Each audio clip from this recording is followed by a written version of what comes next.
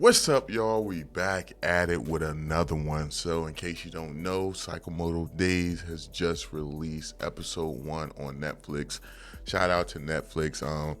Look, I'm not the biggest fan of how Netflix handled anime back in the day, like maybe even last year, where they would wait till the whole season would finish and then release it. But the way they've been doing it lately, you know, with Don Da Don and Sakamoto Days and Blue Box, hey, I could rock with this where you're getting it weekly. And besides Blue Box, Don Da Don and Sakamoto Days both been releasing their sub and dub at the same time, and I'm a fan of that. I like when they do that because sometimes I do prefer sub, but sometimes I want to eat breakfast or have a meal in general while watching some anime.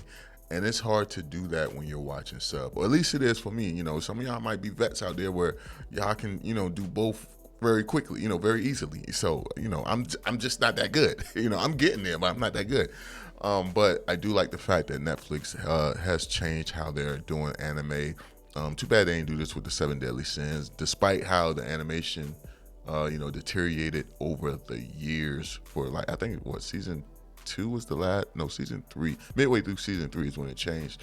I feel like if they would have did the weekly release for it, it probably people wouldn't have dogged it so bad. That's what I'm thinking, but then again, it was pretty bad. But when it comes to Sakamoto Days, I want to say last week we got the opening song released by Netflix, and a lot of people was upset with the opening song. They said they didn't like it. They felt like the show itself would be bad because of how much they disliked the opening, which is crazy to think that that's a reason people would dislike a show. That is insane to me. Like, yo, there's plenty of shows where I didn't like the opening, but the show itself was just really good. Matter of fact, a show that comes to mind right now is on Peacock. I think it's Peacock. The show is called Lioness. That show is phenomenal. I love that show.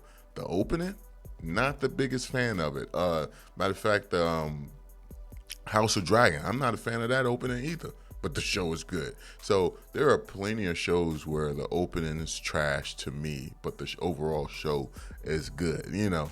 But granted, I get it. Some people want their opening to be good because it keeps them engaged. I feel like Don Da Don opening was so good that everyone's comparing how anime openings should be to that. That's just my opinion on it. But when it comes to this opening, I didn't hate it. I didn't love it, and I didn't hate it. It was okay. It gave me like early 90 or late 90 vibes of anime. And the series itself, the vibe it gives me, it's like Cowboy Bebop slash what's the other series? I used to love this series. Cowboy Bebop slash Trigun, like art style. That's the vibe I'm getting from it.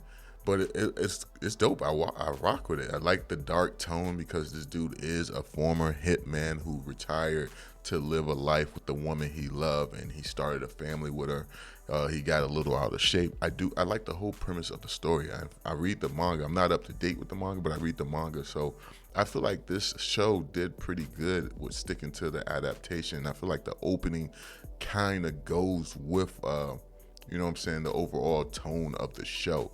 But if you get to that ending song and y'all say that's trash, y'all stupid. Y'all stupid. That ending song is goated. In fact, they could reverse the song, and I guarantee you people would feel different about the opening. Because that ending song, I love it. I really love it. And this first episode was really decent, man. We got to see Sakamoto and him retire. You got it where Shin comes back, his former partner, and Shin himself is told to, take out Sakamoto because he left the organization without asking. It's crazy because with how skilled they show Sakamoto being, you would think he would just be like, yo, hey, look, man, I'm done with this life. I'ma leave. And they wouldn't question it because how good he was. I mean, this dude was taking people down with like chopsticks, pieces of like the way he was taking people out. Like even when he fights Shin, he fights him with he stops a bullet with a jawbreaker. A jawbreaker. I would have never thought to do that. Would have been something dope as hell to see in like a live action movie. In fact, they could have made this a live action show. But you have it where he stops a jawbreaker, stops a bullet with a damn jawbreaker. That shit was unbelievable for me. I'm gonna see if I can find that scene. But you have it where he faces your boy Shin. look, kicks the hell out of him. Like he's whooping Shin ass. Shin doesn't stand a chance, and it's crazy because now Sakamoto is bigger now, and I like the fact that he's bigger. A lot of people are underestimating him, and then like they're challenging him and they're getting their ass whooped. And I'm not gonna lie, I've done that before. Not necessarily a bigger person, but it was a dude where I was like, man, I could whoop this dude ass because he was a smaller guy. Motherfucker was a spider monkey. Motherfucker was everywhere. I was like, hey, time out. You got me. But you got this scene right here where this is where he deflect the bullet with the jawbreaker. But you see, the dude goes back. Like, his speed is just crazy, man. This scene right here is just, it's just so goated, man. You see Shin walking in, and it's crazy because Shin, he doesn't seem to be hiding his intentions. He looks like he's up to something. Sakamoto is an old, you know what I'm saying, is an old hitman, the GOAT of hitmans. You think he ain't gonna notice that you're here to put a hit on him? Come on, man, be real with me, Shin. And then, you know, Shin has the ability to read minds, which is a dope ability, especially when it comes to being a hitman. He knows what his opponent is thinking. He could always get the drop on him, which I'm surprised that he wasn't higher up in the ranks, just off of that ability alone. Like, come on, man. That ability, it will be broken as hell for a hitman. So I'm surprised that he wasn't actually like higher up in his ranks in his organization. It seems like he was bottom tier. I could be wrong, but that's just the vibes I got. Like he was bottom tier with the organization he's working with, the organization that sent him to take out Sakamoto. But yeah, hey, it is what it is. But you got this scene right here. I'm trying to get it. You see him got the candy in his mouth. I'm trying to get it so you guys can see it because it was just such a beautiful moment. And for me, it was the highlight of the episode. Definitely the highlight. I mean, it was a lot of great moments, but this right here was just, you see Shin going with the gun. And I'm pausing it and, you know, starting it just because of how YouTube is. You know, hey, if you play it too long, they'll be like, hey, copyright, which is crazy to me. Like, look at it. Look at this. It's the jawbreaker, and then you got the bullet. How could you line it up like that? Once the dude would have did some shit like this, I wouldn't even try to kill him. I walk back out the store like, yo, we good. Ain't no need. Like, this dude just stopped the bullet with a piece of candy.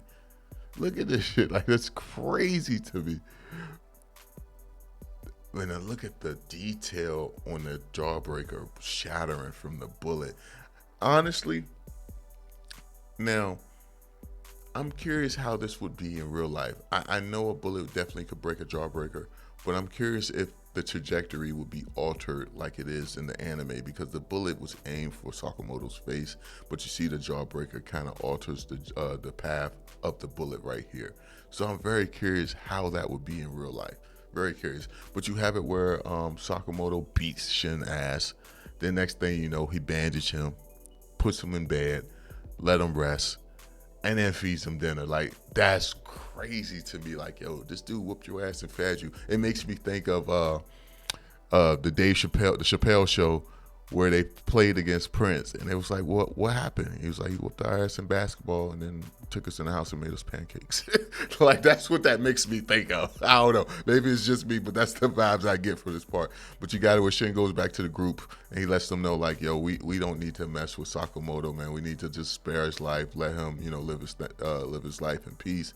But of course, these guys are like, nah, we're gonna take you out, Shin, for failing, and then we're gonna take out Sakamoto. But then you have it where Sakamoto actually comes to help Shin in this situation, and he shows that even though he might be out of shape or appear to be out of shape, he still got it, because he wipes the floor with these guys. And then he offers your boy, he offers Shin a job working for him, and then that's pretty much how the episode ends. Good episode for me. I love the ending song. Love the like the opening song, love the ending song, and the overall episode and tone was pretty good. But you guys let me know y'all thoughts about this episode and how y'all feel about it. And if you want me to continue to talk about the episodes on the channel, let me know down below, and I'll catch y'all in the next one. Peace.